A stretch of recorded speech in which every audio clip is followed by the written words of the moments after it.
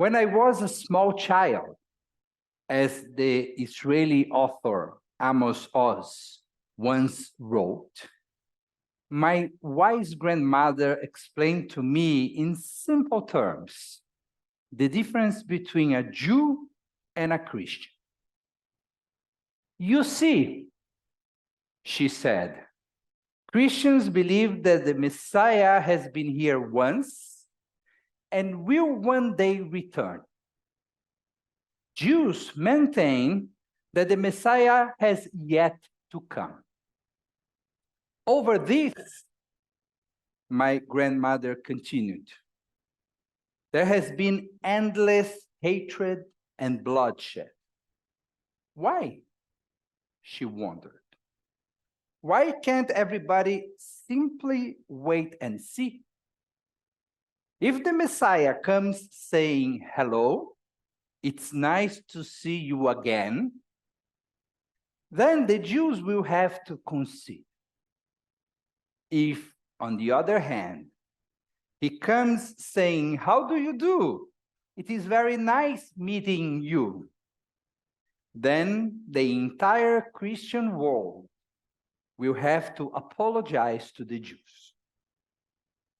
Until that time, concluded Amos Oz's very wise grandmother, just live and let live. In my opinion, the most important contribution Jews have made to humanity was not the Ten Commandments. Neither was it gefilte fish, Einstein, or even the Yiddish Mame. In my opinion, the largest Jewish contribution to mankind was the holy notion of compromise. The Talmud, in its majestic collection of Jewish wisdom, was produced orally. Then it was transformed into written manuscripts. It became a large set of books many years later, and today, the totality of its contents is available online. The characteristic of this immense material is that no question is answered in a monolithic way. Check for yourself and click on any page of any given tractate, and you will see there are always several different answers to the same question. Even more fascinating is the fact that, in general, there is no conclusion. When our Cartesian minds expect a final answer, something very contemporary happens. We learn that all the solutions are valid. In that sense, the Talmud is postmodern. It knows how to live with open questions, like Amos Oz's wise grandmother. Let me give you a few Talmudic examples. When the sages in the Talmud discussed the right position for the mezuzah on the doors of our houses, some said it should be vertical, and some said it should be horizontal. We can find beautiful explanations for it being vertical. After all, the mezuzah represents our connection with God, linking the human and the divine. As for the mezuzah in the horizontal position, we may say it represents the connection between one human being and another. Nevertheless, our sages decided to compromise, and it became an Ashkenazic tradition to put the mezuzot diagonally in order to express our appreciation for each of the opinions quoted above. A similar discussion happened around the number of cups we should have during the Pesach Seder. Some rabbis defended the idea of 4 cups of wine, and some thought it should be 5. The rabbis' opinions differed on how many times did God promise to deliver Israel. In order to solve this conflict, the rabbis from the Talmud decided again to compromise. Today, we do not have 4 cups of wine on the Pesach Seder table. Neither do we have 5, but 4.5. The cup of Elijah, in some egalitarian traditions accompanied by Miriam's cup, is a half cup because we do not drink from it, but we keep it on our tables. Finally, we have an example directly connected to Rosh Hashanah. An interesting Talmudic discussion tries to determine how the teruah blast of the shofar should sound like. The rabbis agreed that it should sound like a cry. More specifically, the weeping of General Sisra's mother when she learned that her son had died in the battle that took place at the time of the prophetess Devorah. While one rabbi believed that the crying was sobbing, something similar to our teruah, another sage argued that the crying would have been a lament. Consistent with its pluralistic tradition, the Talmud decided not to adopt a single opinion, but to compromise once again. It introduced a third blast to accommodate the divergent opinions. Thus was born Shvarim. The third blow of the shofar, similar to a lament. Compromise has been seen as a sign of weakness. After all, we may think someone who compromises is not sure about his or her convictions. Actually, the contrary is true. Only someone with strong convictions gains the ability to appreciate the beauty of the opponent's opinions. The problem does not lie on the right, but the ultra-right. The challenge does not rest on the left, but on the extremism of some leftists. The problem is not among religious people, but with the ultra-Orthodox. The challenge is not with seculars, but with those who believe that only what can be proven matters. The problem does not exist with human pluralism, but with inhuman fanaticism. Humanity, with its doubts, is not the problem, but, to my mind, the solution. The Jewish movement that better captures the tension between tradition and change, in my opinion, is the conservative movement, or Masorti in Hebrew. When I first decided to become a conservative rabbi, it was because of the way our movement decides to balance the tension that exists in religious Judaism.